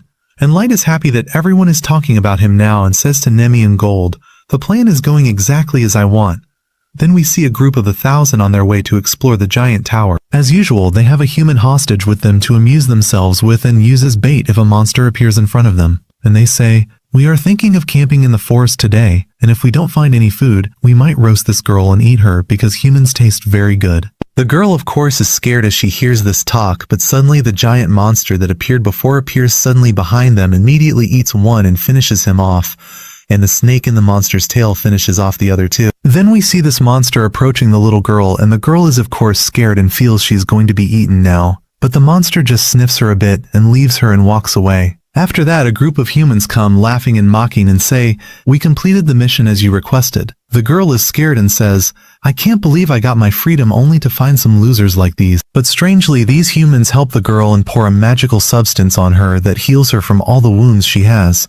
And we find out that Ioki is the one who sent that monster into the forest to finish off the 1,000 and help any human present there. And Ii comes and says to her, "What's the news? Reassure me, this is the first time I see Light assigning a task for you to do." And Ioki is of course happy with the task Light gave her and says to her, "Everything is fine and I don't need any help from you." So she says to her, "Light asked us to help you with anything you need." And she is very annoyed by this matter and keeps thinking and says, "Is Light really testing us and seeing how our loyalty to him is? And will we really carry out all his orders or not?" And she says, "I wonder what Light will do to us if we make a mistake in carrying out his orders."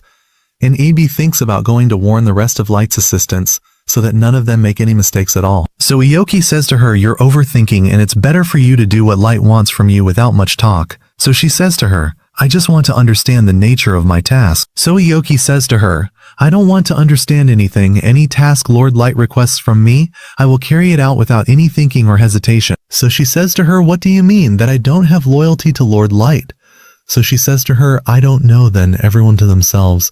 And she gets very annoyed by her way of talking and says to her, "By the way, I'm stronger than you and can finish you off." So Ioki says to her, "I haven't found anyone stronger than me until now, and if you want to test our strength, I have no objection."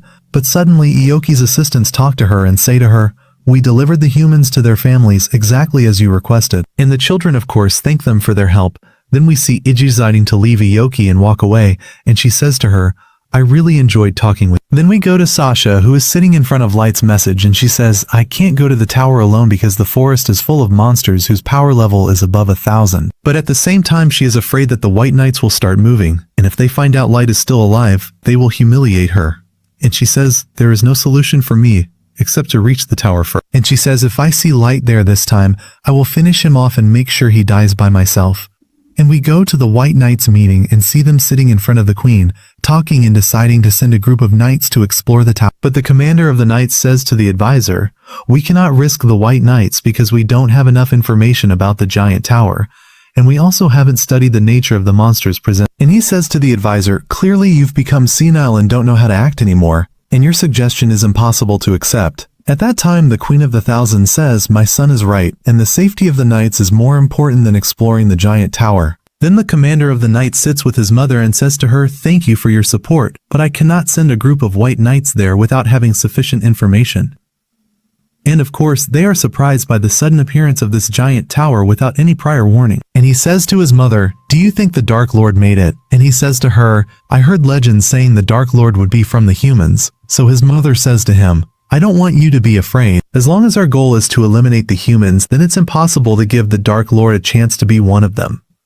So he says to her, "We must not waste time and eliminate the human race so that we can rule the world." Then we return to Light, who is walking in the forest and finds a very large number of adventurers beginning to set up tents and prepare to accept the mission to explore the tower. Among them are the two that Light hit, and they seem extremely resentful of him. Light is happy that he attracted everyone's attention, so they know there are humans present here. Suddenly Sasha appears and is following the sound of Light's voice, and she immediately stops him and says to him, "Who are you exactly? Identify yourself." Nemo and Gold grab their weapons and prepare to fight, but Light calms them down and says to them, "This is Sasha, our target." And he says to them, "I don't want anyone to move or do anything without my permission." Then Light turns to talk to her and says to her, "You mean me?" So Sasha says, "Yes, I want to know who you are. Remove the mask on your face." Nemo gets very annoyed and says to her, How dare you talk to my master in this manner? But Sasha doesn't care about Nemo and insists that Light remove his mask. So Light says to her, this mask covers them and he burns on my face, and apologizes to her, saying he cannot remove the mask. So Sasha immediately gets angry and slaps him on the face, knocking the mask to the ground. And with Before Sasha meets Light, she hires 2 adventurers from the elf race to accompany her on a forest exploration mission. She tells them, I paid you a lot to come with me, and I'd appreciate it if you followed my orders without any objection. She says she knows they are strong, with levels above 300, and they will surely help her explore the forest. Suddenly, she hears a voice calling her name. She looks ahead and sees Light and says, is it really him? Is that the Light I've been looking for? Light says, I didn't expect to meet her this quickly. He remembers everything she did to him 3 years ago, but he says to himself, I must keep my composure because my time for revenge hasn't come yet. We return from the flashback. After Sasha removes the mask from Light, she is genuinely surprised that Light has many burns on his face and doesn't recognize him as the Light because of the burns. She says to him, cover your face. Your appearance is ugly and disgusting. Light apologizes to her and says, I told you I wear this mask to hide the burns on my face, and says he can't remove it. Sasha doesn't realize it's the Light because of the burns and says to him, cover your face. You look horrible and disgusting. Light apologizes and says, I told you I wear this mask to hide the burns on my face. After Sasha leaves, Light says, my trick worked. I managed to use illusion magic to deceive her into thinking I had many burns on my face. He then thanks Gold and Nemo for keeping their composure and not acting recklessly. We see Light is very upset with himself for not realizing Sasha's true nature when he first met her 3 years ago. He continues on his way into the forest. We see the 2 adventurers who are upset with Light after he humiliated them. They are watching him from afar and follow him into the forest to get revenge. When Light is running in the forest, he notices they are still following him. He says to them, be careful, if you keep following me, you will die soon. They say to him, we're following you to take revenge and finish you off, and your words won't scare us. Light says to them, I warned you and you are free to choose. But they still don't stop running after him. Finally, when Light gets fed up, he is forced to stop and says to Gold and Nemo, let's see what they want. We see the adventurers are very tired from running and say to him, we were going to keep chasing you and never let you go. But Light says to them, I am very impressed by your courage. Even though I warned you that you would die, you didn't give up and kept chasing me. They get annoyed by his arrogant tone and say to him, how can a lowly human like you talk to elves in this manner and be so confident? They say, you should be the one afraid of us because we will finish you now. Of course, they are holding their weapons and preparing to attack him. Light feels they are hopeless and calls out to Mira saying, finish them off. They say to him, are you talking to yourself? Your tricks won't work on us. But suddenly they are shocked to feel a presence behind them and see a giant girl with huge fists. It is Mira who is extremely angry and says to them, how dare you speak to my master like that? She says to them, get ready because your end is now, and you will die by my hand. Of course, they are terrified of her and don't know how she appeared. Suddenly, her giant fists grab them both and proceed to devour them. After she finishes them off, Light thanks her and says, I'm sorry I troubled you and gave you extra work. Mira approaches him and says, no, of course not, master. You are our leader and I am ready to carry out anything you ask of me. She says, I am ready to swallow tens of thousands of fighters just for you to be pleased with me and love me. Gold looks at Mira and says, this is the first time I've seen her so terrifying. She was always super cute before.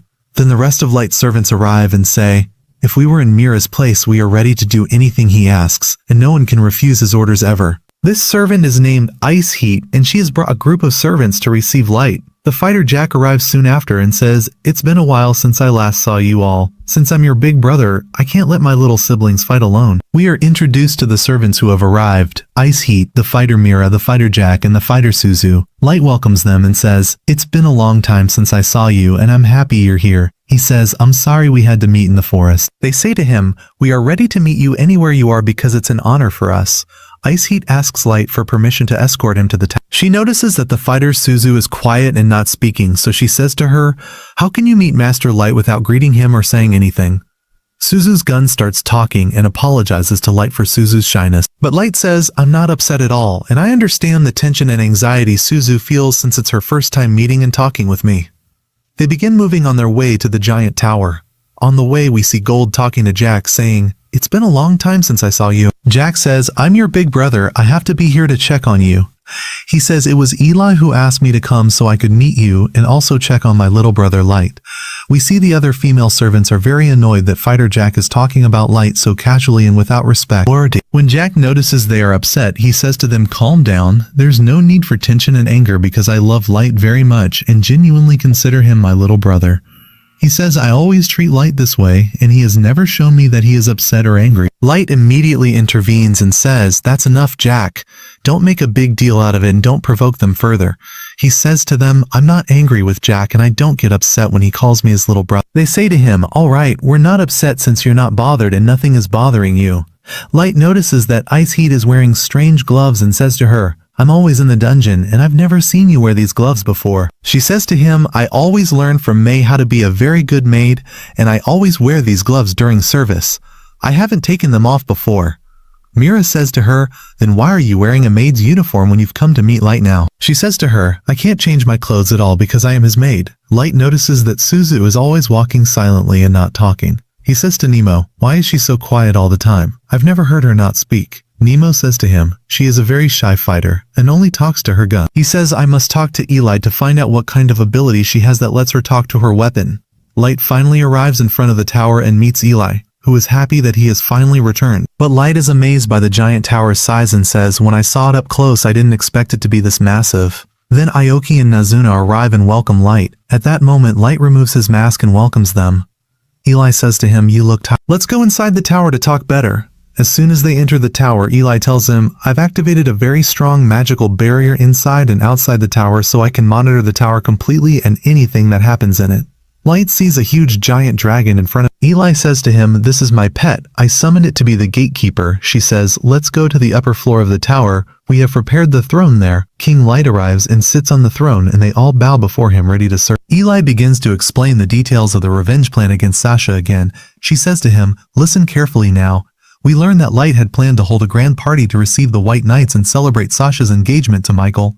She says to him, I like the party idea a lot so I added my touch to it. She says to him, I decided to test the strength of the White Knights against us to test our combat prowess. Light is very impressed with this idea and agrees to. She says to him, after we defeat them, we will imprison them inside the tower and thus the power of the Elf Kingdom will weaken. Then we will interrogate the White Knights to get all the information about the master. She says to him, this tower will be our operations center where we plan every. She says to him, during all our operations, a copy resembling you will be made and present in the city normally to deceive the Elf Kingdom into thinking you have nothing to do with anything, while you will be sitting here watching everything yourself. Light thanks her for her plan and says, I didn't expect you to be this intelligent. At the same time, we see Sasha is in the forest and sees the feral lava hounds. She says, how are these feral hounds in the forest? Even the knights with her are very scared and say, despite our great strength, we won't be able to defeat them at all. Sasha says to them, I paid you a lot of money to come with me. At the same time, Light is watching her, waiting for her to reach the giant tower so she can be received. Eli says to him, my friend the giant dragon will be the one to receive her when she enters. Sasha, upon seeing the giant dragon, is literally terrified and says, how is this dragon in the forest? She decides to retreat and go report to the White Knight. She says, I absolutely cannot kill Light alone and I'll have to confess everything to the White Knights so they come with me. But this time, if I reach Light, I won't leave him alone. Light learns that she will return to report to the White Knights to bring them with her on the mission, and thus their plan is going perfectly to lure the White Knights into the tower. Eli says to him, the battle between us and the White Knights will be extremely exciting. It's clear, Master, that things are about to get heated, so pay attention because the events are fiery. After that, Sasha goes to the White Knights meeting and tells them, I saw the feral lava hounds and also saw a huge giant dragon. They are surely the reason the animals are fleeing the forest and attacking the city. The advisor here doesn't believe her. She says to him, I saw all this with my own eyes. I even saw the giant dragon near the tower and I was very scared. The queen is shocked when she hears about a giant dragon in the forest and doesn't know how it got there. The knights say, this way our kingdom will be destroyed by the monsters. At that moment, Sasha says to them, everything I said is true and correct. She says to them, I risked myself to enter the forest and gather all this information for you. The advisor then speaks to Hardy and says, Sasha's words are largely correct because we just received a report confirming this matter that there are monsters in the forest. He says behind this matter is a human dwarf, and that human dwarf was also the reason for the defeat of the White Knight Tutu. He says to him, after Sasha put herself in danger, I think you have no excuse now to start gathering the White Knights to invade the forest and go to the tower. At that moment, Hardy stands up, angry, and indeed makes the decision to gather the White Knights. They decide to enter the forest and go to the tower to explore it. Afterwards, Sasha goes to meet the advisor and requests to join the search unit to go with them to explore the forest and the tower. He says to her, your level is low and it's not suitable for you to come with us. But suddenly he says to her, I don't mind you joining us, but on one condition. He says to her, "My condition is that you borrow something from your father." He says to her, "Of course you understand what I mean by the thing I want you to take from your father." Indeed, she goes to meet her father and says to him, "I want to ask you for a specific favor," but we don't know what the thing is that she took from her father. Afterwards, the White Knights arrive at the forest. We see Hardy beginning to lay out the plan and saying to them, "As soon as we enter the forest, we will follow Sasha's instructions because she is the only one who knows the way to the tower." One of the knights says to Sasha, "Are you ready for this mission?" Her lover Michael intervenes and says, "My beloved is ready for the mission and I am confident she will help us." Sasha says to them, "I am ready and prepared, and my mission is to guide you through the forest to the path that leads to the giant tower." But it's clear the knights are not convinced of her strength and say she only joined the mission through connections because she's Michael's fiancé. Then they begin to move through the forest, following the markers Sasha had drawn on the trees to reach the giant tower. At this time, Light is watching them and knows all their movements. When he looks at his hand, he finds it trembling and knows it's because of extreme excitement, and that he is very eager to meet Sasha and take revenge on her. During the White Knight's journey through the forest, one of the knights says to her, "Are you sure you know the way?" She says to him, "Of course I know the way well," but immediately she trips.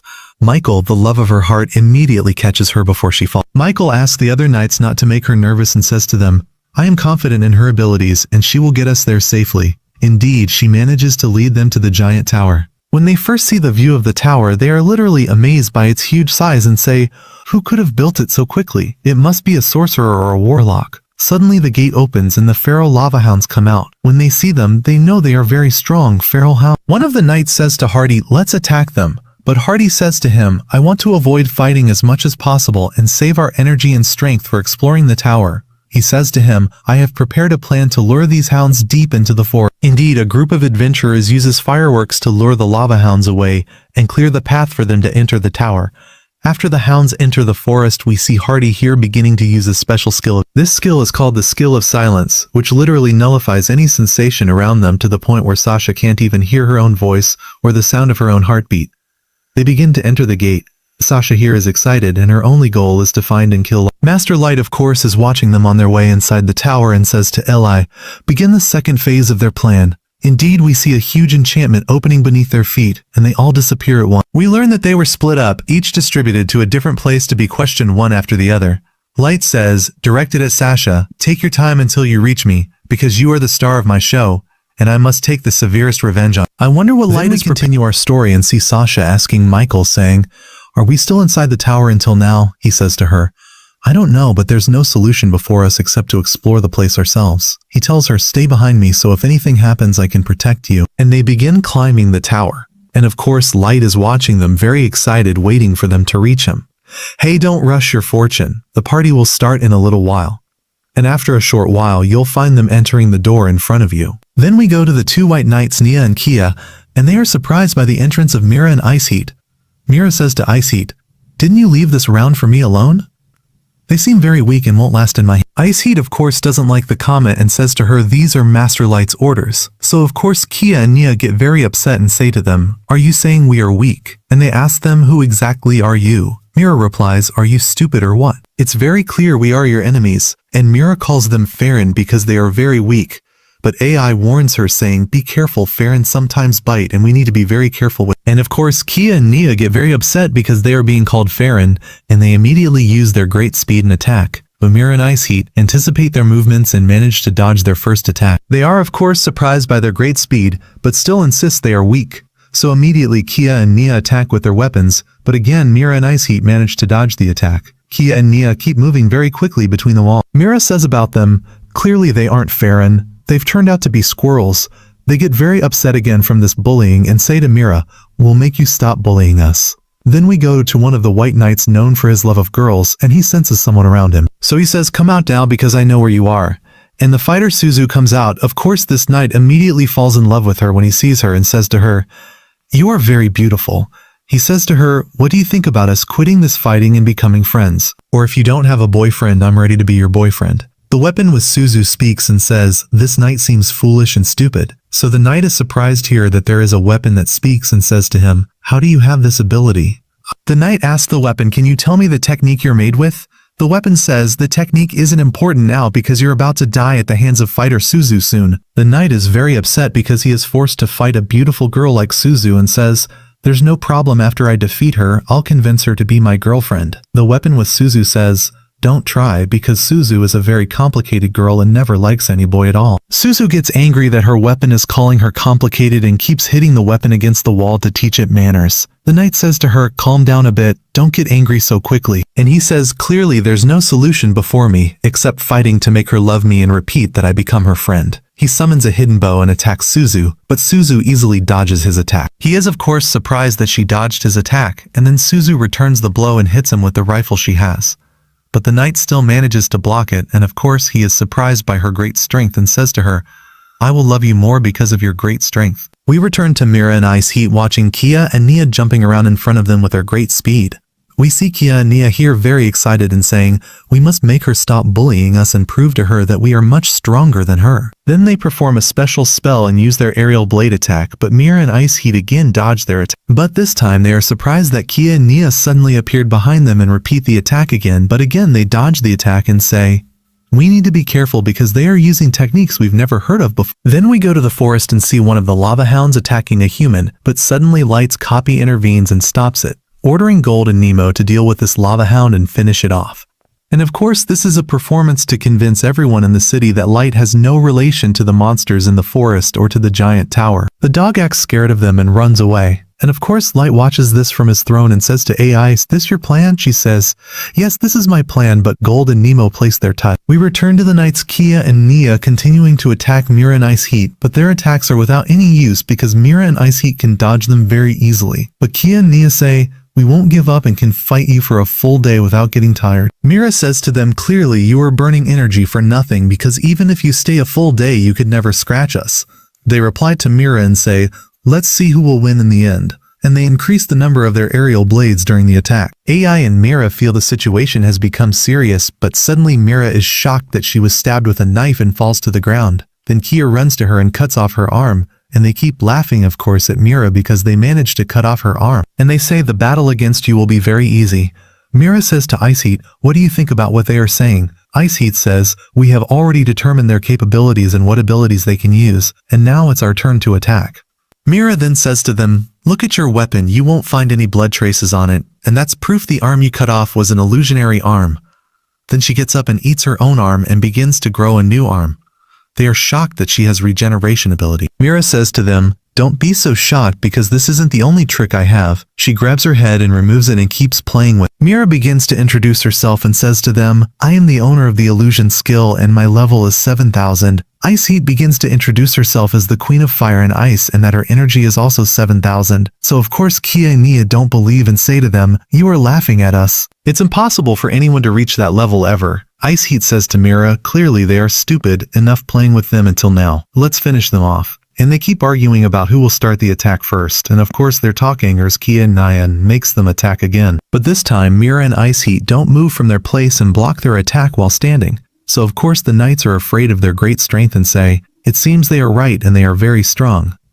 And immediately they say, "Let's get out of here," and run away. Ice Heat says to Mira, "Now cover yourself because I'm going to use my supernatural power." Mira immediately begins to create a strong barrier to protect herself from the power of Ice Heat's attack. Ice Heat begins charging her power and decides to use her right arm's service, which possesses the power of fire magic. We return to Suzu escaping the attacks of the White Knight, and the knight says to her, "Don't try to escape because my arrows are very precise, and it's better for you to surrender to me and agree for me to be your boyfriend." And indeed we see Suzu, although she is escaping from the knight's arrows, the arrows keep circling and changing direction and keep chasing Suzu to hit her.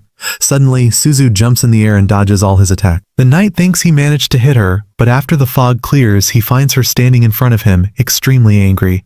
So he says to her, "I didn't expect you to be this strong, and it's the first time I see a girl possessing both strength and beauty." But the knight is shocked afterward when he finds Suzu extremely angry and keeps saying, "I must kill you and finish you off right now, immediately." We return to Kia and Nia looking for a way to escape, but they find a huge wall in front of them and the path closed. Then they feel intense heat, and that is the supernatural power of Ice Heat. So they decide to use an ice spell to block her fire attack, but the power of Ice Heat's fire is very strong and melts the ice barrier they made. So they decide to repeat the same spell, and every time they make this barrier, unfortunately, it melts and can't withstand the great power of Ice Heat until the fire magic reaches. We return to Suzu still angry and saying to the White Knight, "You must die," and keeps firing dozens of shots into the air with her gun. The knight of course is standing scared and doesn't understand what she is doing exactly. Suddenly she makes all the shots she fired immediately attack him. So he immediately runs away and says, "Let's get out of here," and tries to dodge the bullets and uses his hidden bow, but unfortunately he can't block all these bullets until most of the bullets pierce him and literally puncture him. We return to Kia and Nia after they become grilled meat. And Mira comes laughing at them and is surprised that just one shot from Ice Heat made them like grilled meat. Ice Heat is very upset because they are weak after all, and she didn't get to enjoy with them or use all her power. Then Mira grabs them and hangs them like slaughtered chickens, and they keep begging her and saying, "Please forgive us, we're sorry for what we did to you."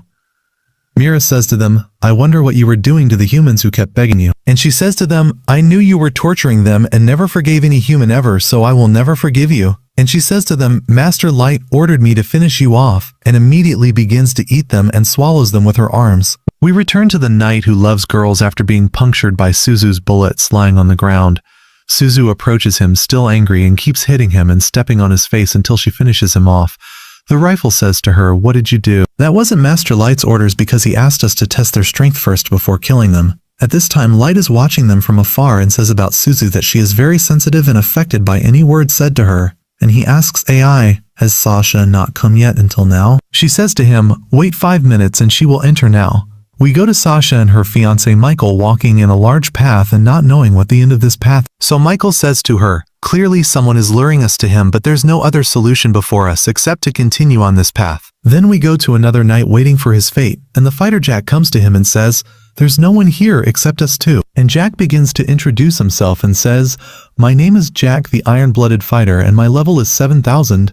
The knight doesn't believe and keeps mocking him and says, "No one can ever reach that level." Jack says to him, "Believe it or not anyway, the winner between us is the one who will remain standing on his feet until the battle between us ends." The knight is annoyed by Jack's way of speaking, which he feels his arrogance and excessive confidence, and says, "Don't think I believed your trick and that you are really level 7,000. The knight grabs his axe and says, "This axe with me will finish you with one strike."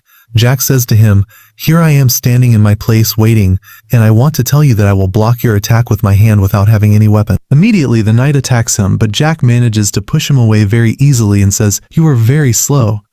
The knight gets angry and repeats the attacking him with very fast strikes. The knight is surprised and says, "My commander Hardy used to find difficulty blocking my attacks before."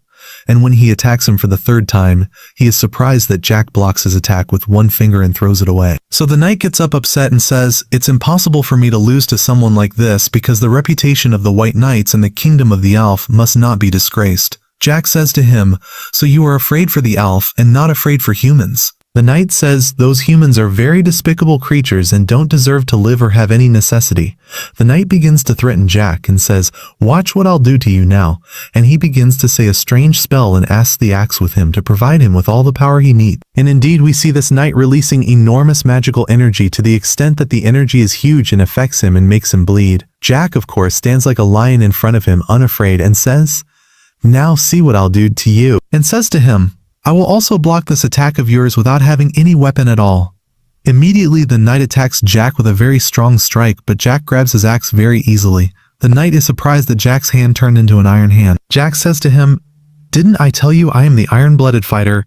And Jack begins to transform into a very strong iron fighter form and says to him, "This armor of mine can never be destroyed." The White Knight gets angry and keeps attacking with his axe, but Fighter Jack is not affected at all until the knight decides to attack with his strongest. But Jack immediately grabs the axe and breaks it, then gathers a huge amount of energy and gives him a strong punch that sends him flying.